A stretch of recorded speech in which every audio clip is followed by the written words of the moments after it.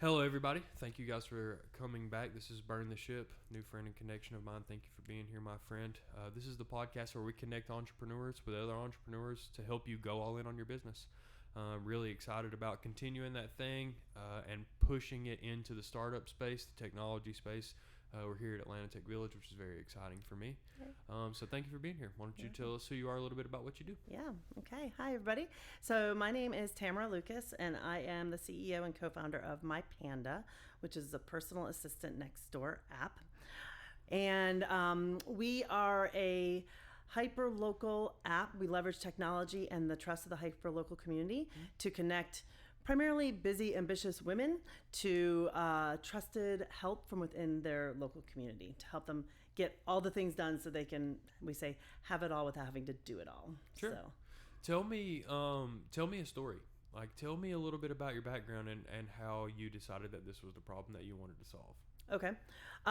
So my background, I've done a bunch of things. I have my master's in social work. I worked in teaching special ed, working with troubled kids. And then I worked the bulk of my career in fine wine and spirits distribution and sales and management. So I did that all throughout Georgia and throughout the Southeast. And I had left my corporate sales job, was working with some small Virginia wineries, trying to help them get distribution throughout the Southeast. And my family, another side note, my family has a small little boutique winery in the mountains of Virginia, in the Blue Ridge Mountains.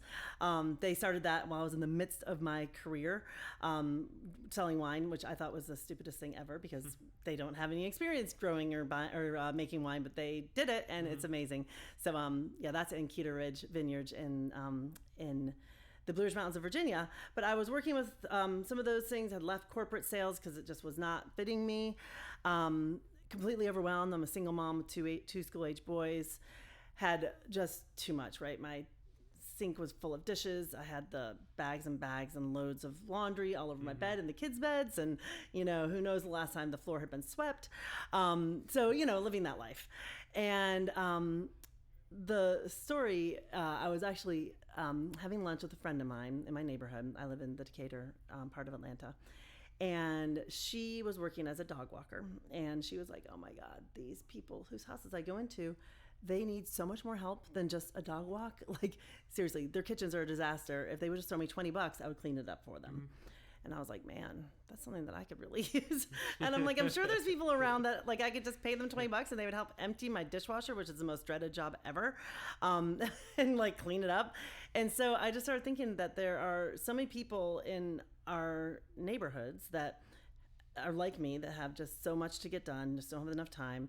And there's people like my friend who would happily do a little bit of those things to help. Menial tasks for money. Yeah, just like the stuff that run to get a household run, So I was like, maybe I'll just see about doing this for my neighborhood. That was where I started.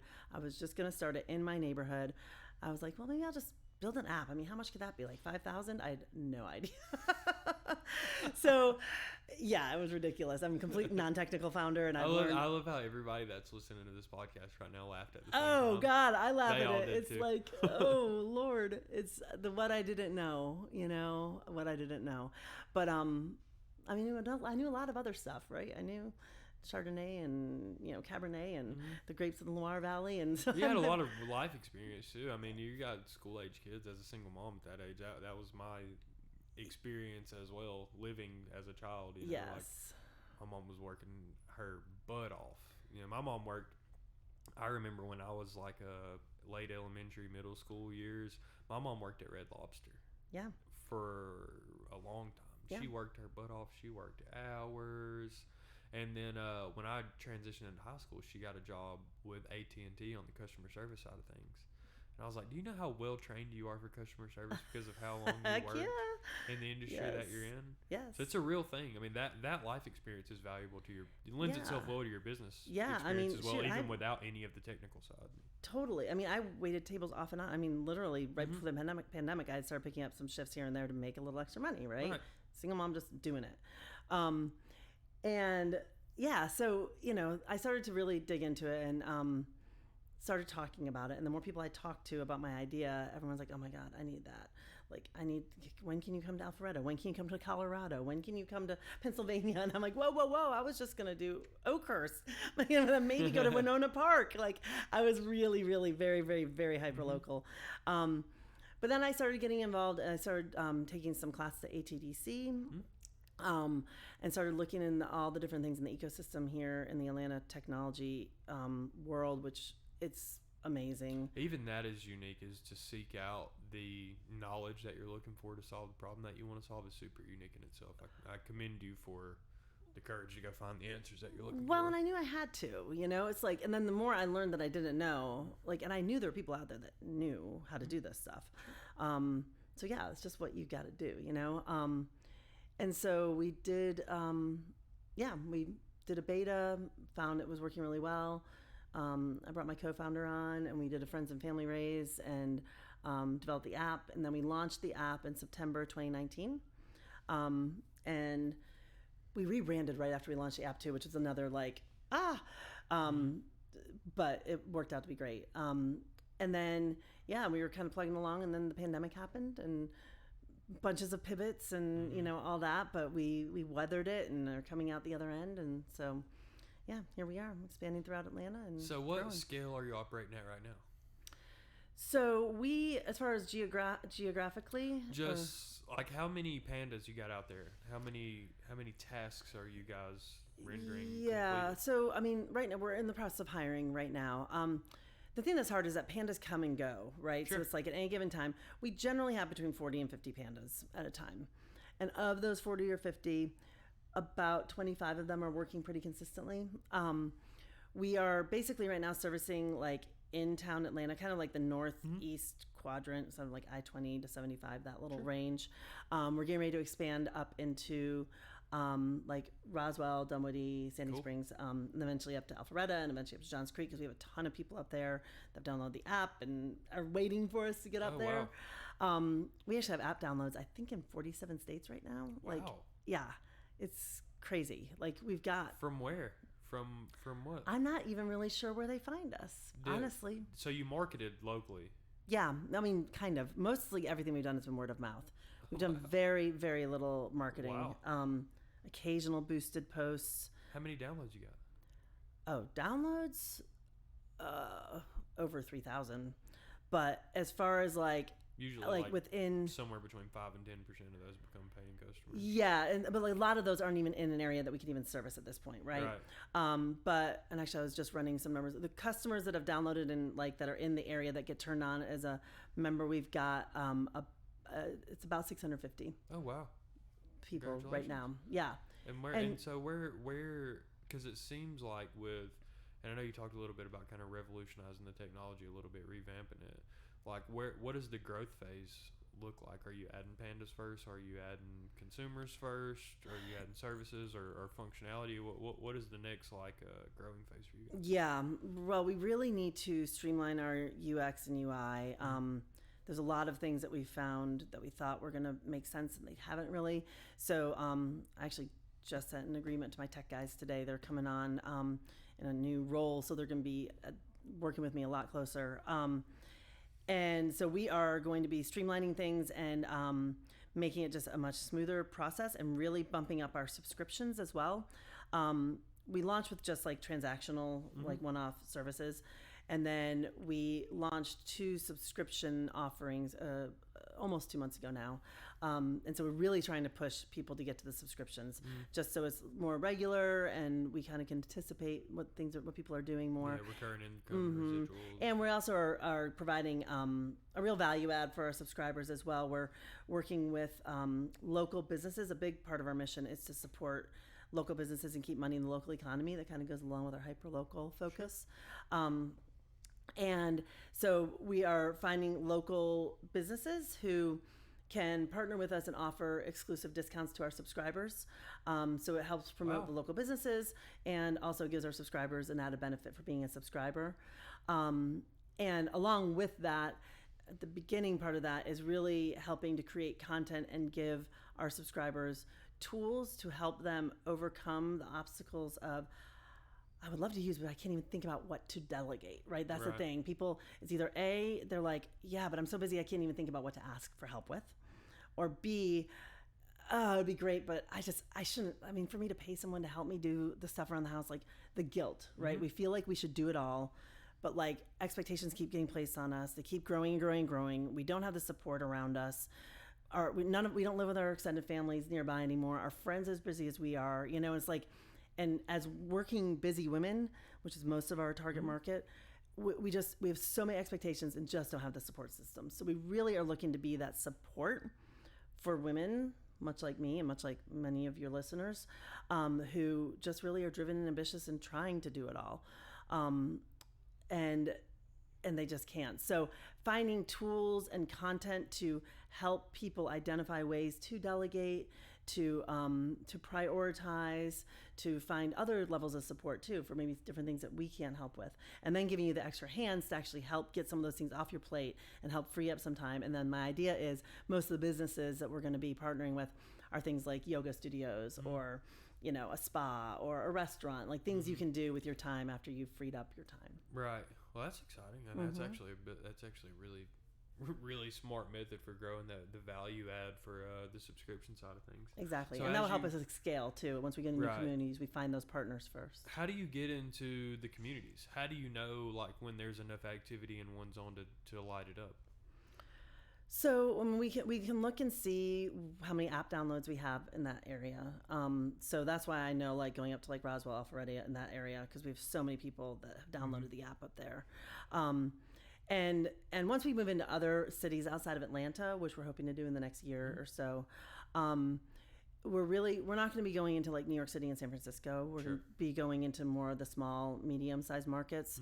But really finding those cities that have distinct sort of communities with a sense of community.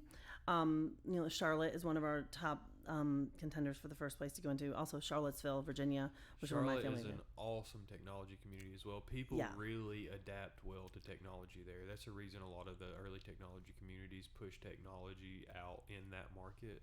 Is because the technology community is so large. Yeah, exactly. It's a really good sort of sister city with Atlanta, I think. Right. So we, so we're looking for those kinds of markets to expand into, but right now it's being driven by where we have the app downloads and the interest. Sure. Tell me, as far as business goes, what do you feel like you've done well? I have not given up. And like you said, to your point, like finding the support that I need, finding the programs that will help, finding the people that can step in and fill in my gaps, being aware. You need a Panda just for some motivation sometimes. I need a Panda for a lot of stuff. It's crazy.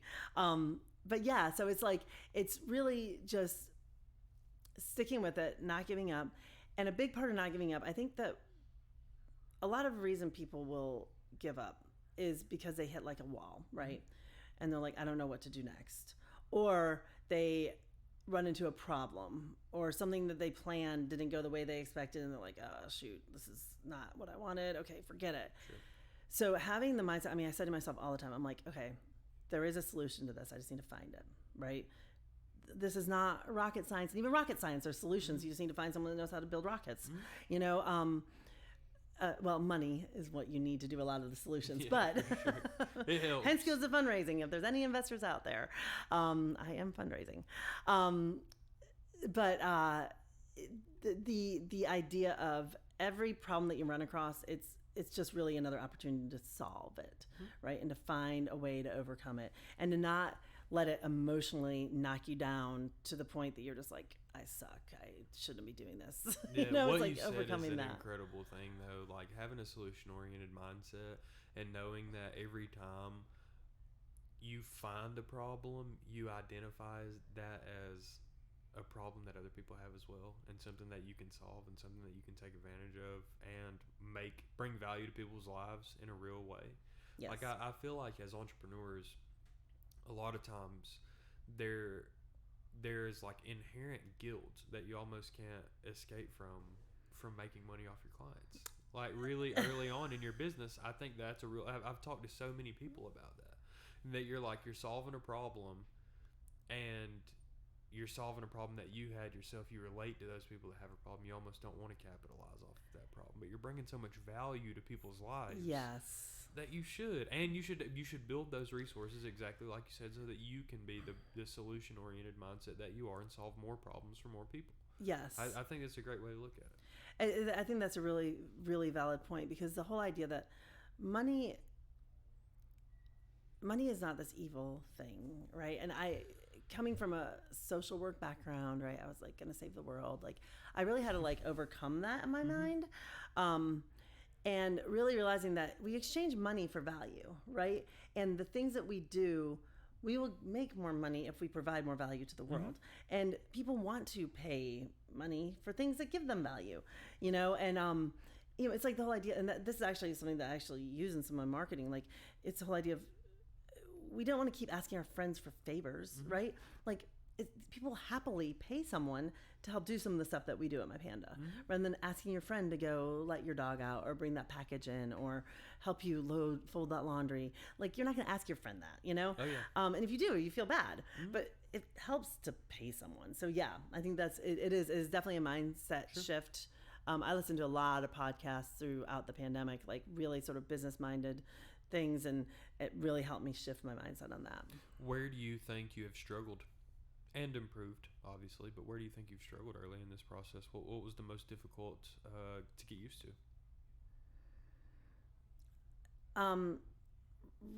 Settling into to being completely on my own. Well, also the thing is too, it's weird too, because when I really jumped in full time on my Panda, it really was when the pandemic hit, because I was still, even after the app launch, I was still working my wine jobs. I was still traveling, launching those brands and doing wine dinners. And so I was still working a lot of other things. Pandemic hit, all that stopped. And so it was kind of hard for me to really even say what was a matter of the business, what was a matter of the pandemic. But like, working from my dining room table forever with my kids and building a business, just me and people on a screen, right? I work much better collaboratively with people, talking and being in a room and like bouncing ideas and like, oh yeah, that. And that sort of organic stuff doesn't happen when you're in groups, Sure. You know? So I struggled with that. I struggled with prioritizing. I struggled with figuring out what I needed to do, keeping myself focused, and delegating to myself what I need to do. I didn't really have a team at all to even delegate to for the longest time.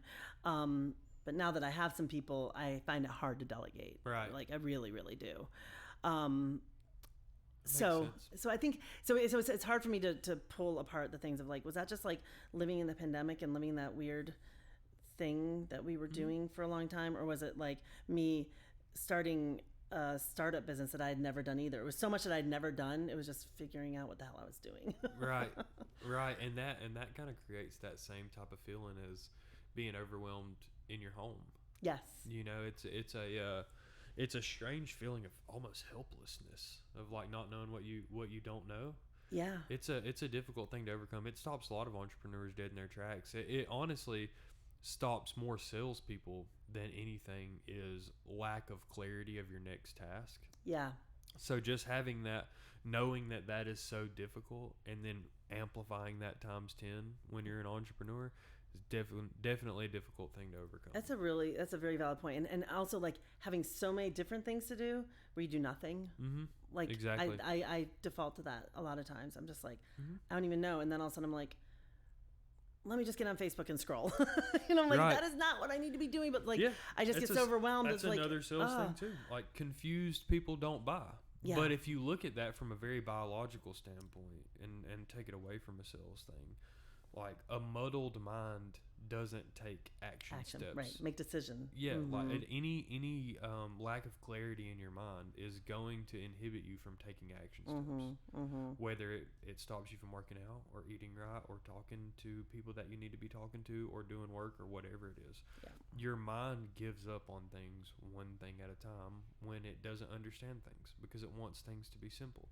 And then the opposite side of that coin is, as both a salesperson and an entrepreneur, once you have those processes in place, like some refinement of your business, you've went to market, you've made some money, you've understood what your shortcomings were, and you've kind of addressed those things, then beginning to delegate my mind always goes to what is my biggest revenue generating task that I can do. Like, what is the number one thing that I can do that makes us money and more resources to solve problems, or the thing that only I can do. Right. What is the thing that literally only I can do? Right. Then it gets easier to delegate over time, because you understand, you literally put yourself in the mind frame of like, well, if I don't do it, who else is going to do it? And if I'm not doing this, if I'm doing this, why, when I could be doing this, why is that the case? And a big part of that too is setting up systems for your processes. And so having a very clear cut way that you do even the most simple things, right? When you're just doing it yourself, you don't necessarily write it down, you don't document. That's actually been one thing that I've gotten much better at is documenting and getting it very clear cut as this is how you do it. So then you just pass it off. Getting your data. Yeah. And just, this is how we communicate when we've got a problem, like, or this is how we build a subscription how we build it when it comes in, we do this and then we do this, like, but just writing it down and like having it so you can delegate it. So then you're like, well, I already have this created. Let me just pass this process on to this person, rather than like, oh, forget it. It's going to take me as long to explain it to them as if I just do it. Yes, that's true for that one time. But then if you actually create it and you just make it duplicatable, then. Yeah, that's something that we've started recently in my company on the payment side of things, is that myself and one other sales rep, he joined shortly after me, have both been there like for 5 years and some change, right? But then we didn't add another sales rep for a long time, for 2-3 years, right, until approaching the pandemic, right. And so then we added another sales rep, and we were like, all right, get the training book, like your sales training manual, right? And I was looking in the sales training manual after we haven't used it in 4 years. Right. You're like, this is like, so outdated. This is awful. We don't do any of this. We're in the middle of a pandemic. None of this applies. Right. Nothing in this book applies to the way that you're going to spend your day to day based on what is happening around you. Yep. So we do that every year now. It's like a refining even your processes and what you've written down, your data, understanding that stuff. It's time well spent. And there's a lot of people out there that don't know what their weakness is. Like, I always find that unique when you ask people, like, what are your weaknesses? What is difficult to you? And you almost get that muddled mind thing where you're like, I don't know what my weakness is. Like, that's a difficult thing to overcome. Yeah. You have to know how to delegate, what your data is, what your processes are. All of those things tie together, because when they don't speak to each other the right way, you get the same outcome as, I need someone to help me with all of these things that, I'm asking for favors, or I'm leaning on people, and I'm not showing the value that I want to show because I'm working retroactively to fix problems in the past. Like, there's a lot of things that I think people really don't understand about how much you juggle both as an entrepreneur and as a tech entrepreneur specifically. There's such a human element to that thing. There's a money element to that thing. There's a technology element to that thing. There's so many moving pieces and bars that raise up and down, depending on what attention you put in one place at what time. So, hey, look, you've got a network of pandas. You've got a network of people that have already downloaded your app. You're doing business, right? You're making some money. You understand clearly what your next steps are within your app.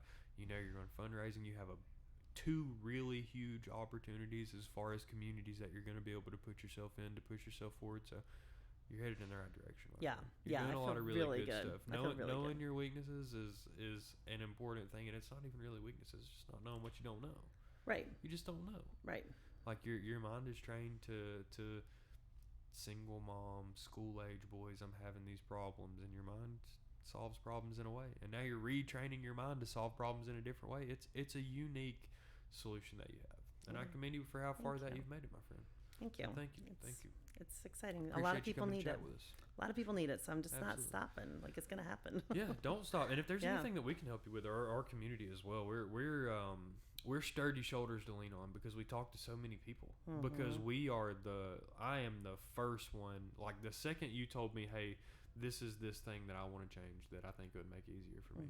Well, I had to go call 10 people.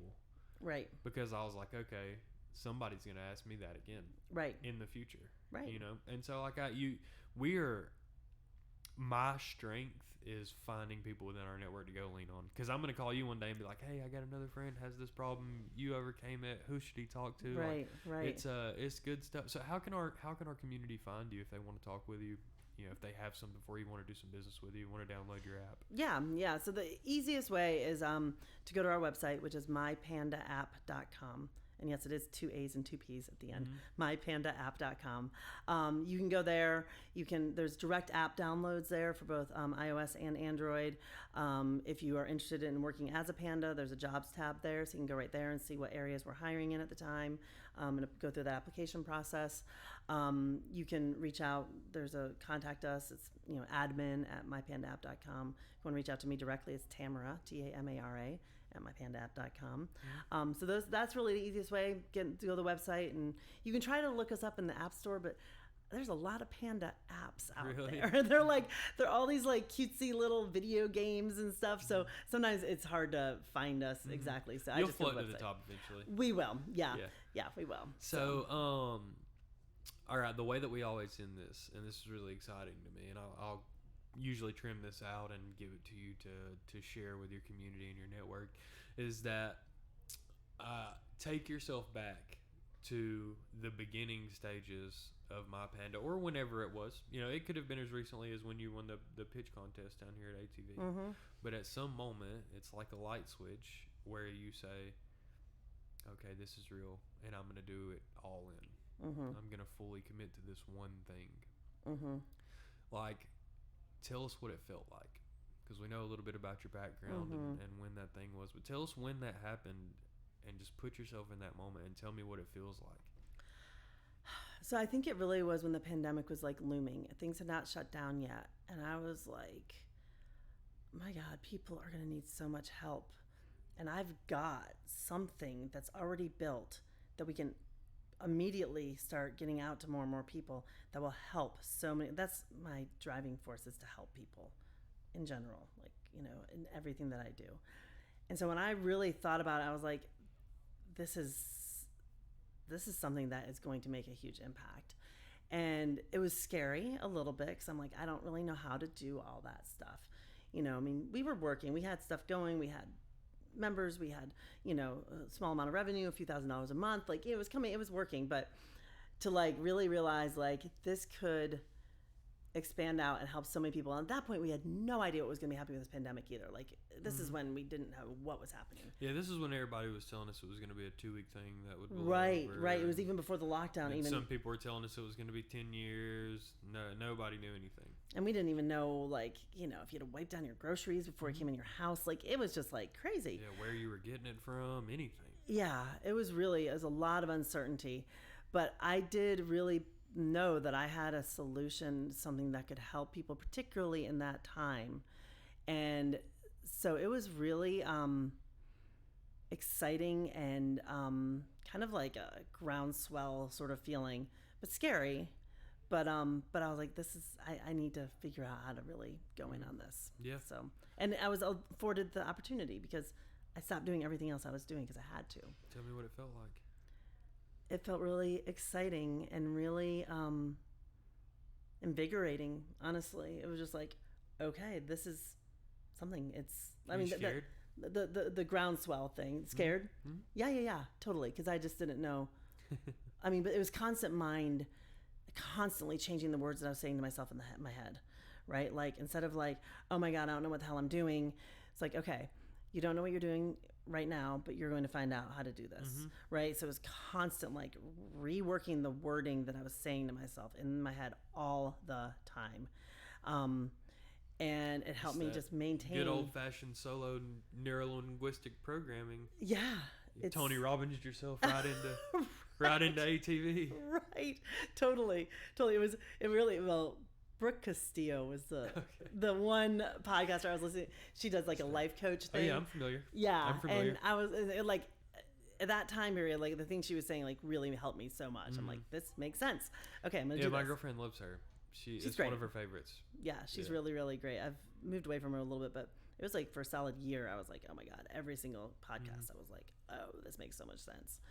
So yeah. Well, I appreciate you coming on, my friend.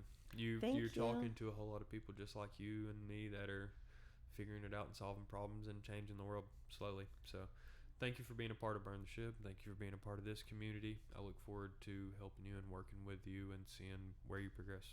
It's exciting to me as well. Thank you. Oh, one last thing that's going on right now. I don't know when this is going to air. If it happens to air before the end of this month, I'm going to do it tomorrow. Okay. So we do have right now, we launched an awareness and crowdfunding campaign on the iFund Women platform to help fund our expansion into that Roswell, Dunwoody area.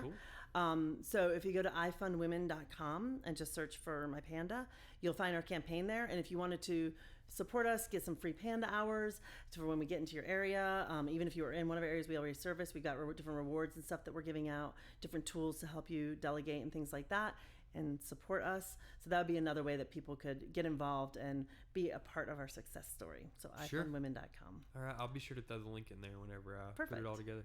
Awesome. Thank you so much for having me. This has been great. Hey, thank you. I appreciate it. I'm glad you had a positive experience. I did. Thank you. Next time, my friends. Thank you.